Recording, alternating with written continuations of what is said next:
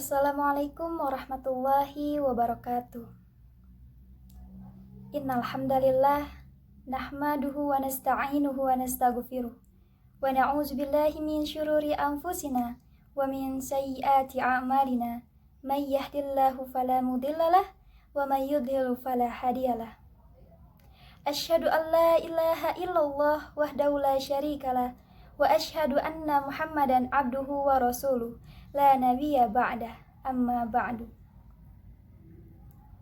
Segala puji bagi Allah yang telah memberikan segala nikmat-Nya terus-menerus, siang dan malam tanpa perhitungan, yang maha terjaga, yang tidak pernah mengantuk dan tidak pernah tidur, yang maha hidup abadi dan maha memelihara semua makhluk-Nya. Pemberiannya tidak pernah terhitung dan tidak pernah terkira. Tak ada ungkapan syukur yang terucap dari lisan sang hamba yang lemah ini melainkan ucapan Alhamdulillahirabbil alamin. Salawat serta salam semoga tetap tercurah limpahkan kepada junjungan Nabi kita, Nabi akhir zaman, Nabi pendobrak kebatilan, yakni Nabi Muhammad SAW, yang telah membawa umatnya dari zaman kegelapan hingga zaman terang benderang seperti saat ini. Baiklah, di sini saya akan memberikan sedikit ilmu tentang membaca Al-Quran. Apakah bermanfaat di dunia dan di akhirat? Teman-temanku sekalian yang dirahmati Allah Subhanahu wa Ta'ala, Al-Quran sebagai kitab suci yang diturunkan Allah Subhanahu wa Ta'ala kepada Nabi Muhammad SAW, yang salah satunya sebagai petunjuk atau pedoman hidup manusia. Sebagai kitab suci, Al-Quran memiliki banyak manfaat. Di antaranya yang pertama, memberikan pahala dan kebaikan. Di dalam hadis dikatakan, An Abdullah bin Mas'ud radhiyallahu anhu, Ani Nabi sallallahu alaihi wasallam qala, man qara'a harfan min kitabillahi falahu bihi hasanatun wal hasanatu bi asyri amsalihha. La aqulu alif lam mim harfan walakin alifun harfun wa lamun harfun wa mimun harfun. Rawahu Tirmizi. Diriwayatkan dari Abdullah bin Mas'ud radhiyallahu anhu bahwasanya Rasulullah Shallallahu alaihi wasallam beliau bersabda, siapa saja yang membaca satu huruf dari Al-Quran, maka ia akan memperoleh satu kebaikan. Dan satu kebaikan itu akan dilipat gandakan pahalanya sampai 10 kali lipat. Saya tidak mengatakan alif lam mim itu satu huruf, akan tetapi alif satu huruf, lam satu huruf, dan mim satu huruf. Hadis riwayat Tirmizi. Hadis ini mengisyaratkan bahwa membaca satu huruf Al-Quran akan mendapatkan 10 kebaikan. Hal ini merupakan jumlah terkecil yang dijanjikan Allah Subhanahu wa Ta'ala. Maksudnya, dalam amal ibadah lainnya, satu amal secara keseluruhan hanya dinilai sebagai satu amalan. Akan tetapi, amalan membaca Al-Quran tidaklah demikian. Setiap bagian dari amal akan dinilai sebagai satu amalan. Bahkan, membaca satu huruf Al-Quran tergolong satu kebaikan. Permisalan bahwa membaca setiap satu huruf Al-Quran dinilai satu kebaikan telah disabdakan Rasulullah Shallallahu alaihi wasallam bahwasanya alif lam mim itu bukanlah satu huruf, akan tetapi alif terpisah, lam terpisah, dan mim terpisah. Sehingga alif lam mim berisi 30 kebaikan. Hampir-hampir tidak ada kita temukan bentuk zikir yang memberikan pelakunya pahala yang berlimpah ruah seperti orang yang membaca Al-Quran. Maka berapakah pahala yang diraih oleh orang yang membaca Al-Quran satu baris, satu halaman, bahkan satu juz? Jika kita tahu bahwa manusia akan berselisih pada hari kiamat nanti karena satu kebaikan yang dapat memberatkan amal kebaikannya, maka kita mengetahui pahala yang besar telah menunggu orang yang membaca Al-Quran dengan sebaik-baiknya.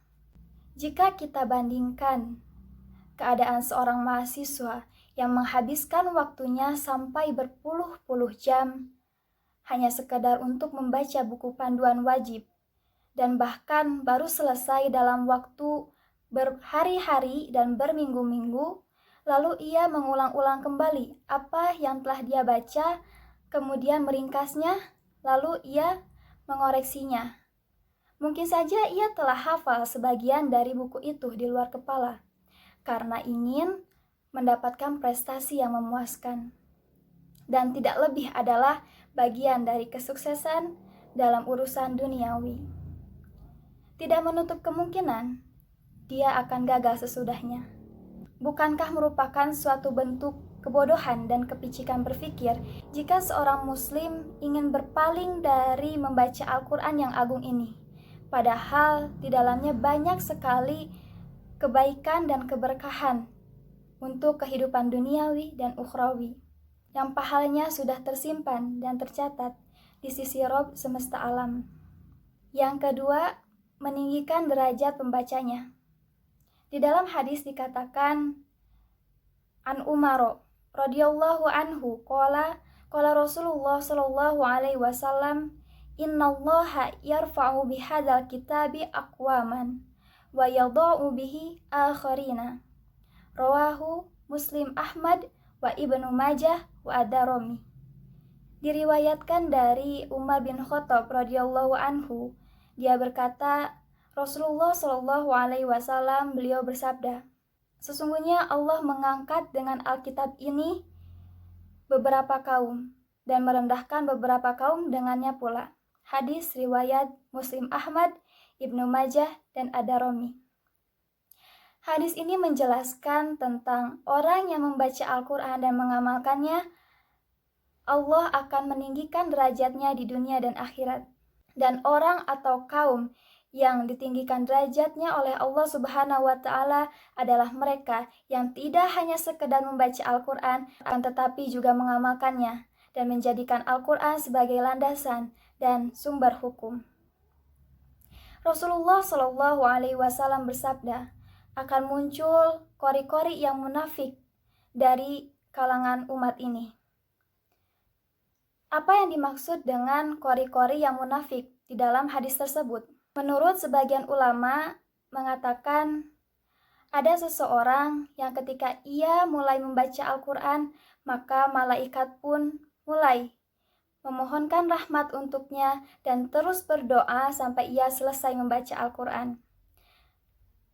Sebaliknya, ada pula seseorang yang ketika ia mulai membaca Al-Quran, namun malaikat mulai melaknatnya sampai ia selesai membaca Al-Quran. Menurut pendapat ulama, terkadang manusia membaca Al-Quran tetapi tanpa dia sadari, ia telah mendoakan laknat untuk dirinya sendiri terus-menerus. Contohnya, membaca Al-Quran surat Hud ayat 18 yang artinya, ingatlah azab Allah terhadap orang yang zalim. Karena ia sendiri berbuat zalim, laknat Allah Subhanahu wa Ta'ala pun menimpanya. Yang ketiga, menambahkan keimanan. Sesuai dengan hadis Rasulullah Shallallahu alaihi wasallam bahwa iman itu akan selalu bertambah dan berkurang. Kondisi iman akan selalu berubah-ubah setiap waktunya. Oleh karena itu, sebagai umat muslim, kita harus berusaha agar iman kita selalu berada dalam kondisi yang baik. Bahkan jika memungkinkan, untuk selalu bertambah setiap saat. Lalu timbul pertanyaan, bagaimana cara mempertahankan dan menambah keimanan? Salah satu caranya adalah dengan rajin membaca Al-Quran. Semakin kita rajin membaca kitab Allah Subhanahu wa Ta'ala, maka semakin pula lah kita dekat dengan Allah Subhanahu wa Ta'ala. Semakin jiwa tersadarkan dengan keajaiban Al-Quran, dengan keindahan bahasa dan muatannya, ketakjuban Al-Quran ini akan menambah keimanan kita kepada Allah Subhanahu wa Ta'ala. Karena di dalam Al-Quran dikatakan A'udzu billahi minasyaitonir rajim. Bismillahirrahmanirrahim. Innamal mu'minuna alladzina idza dzukirallahu wajilat qulubuhum wa idza tuliyat alaihim ayatuhu zadatuhum imana wa ala rabbihim yatawakkalun. Shadaqallahul azim, yang artinya orang yang beriman adalah mereka yang bergetar hatinya jika mendengar nama Allah, dan bertambahlah imannya ketika diberikan ayat-ayat Allah. Quran Surat Al-Anfal ayat 2. Mungkin cukup sekian sedikit ilmu dari saya. Kurang lebihnya saya mohon maaf. Satu pesan untuk kita semua, perbanyaklah membaca Al-Quran dan mengkaji ayat-ayatnya, agar hati kita menjadi tenang dan tentram.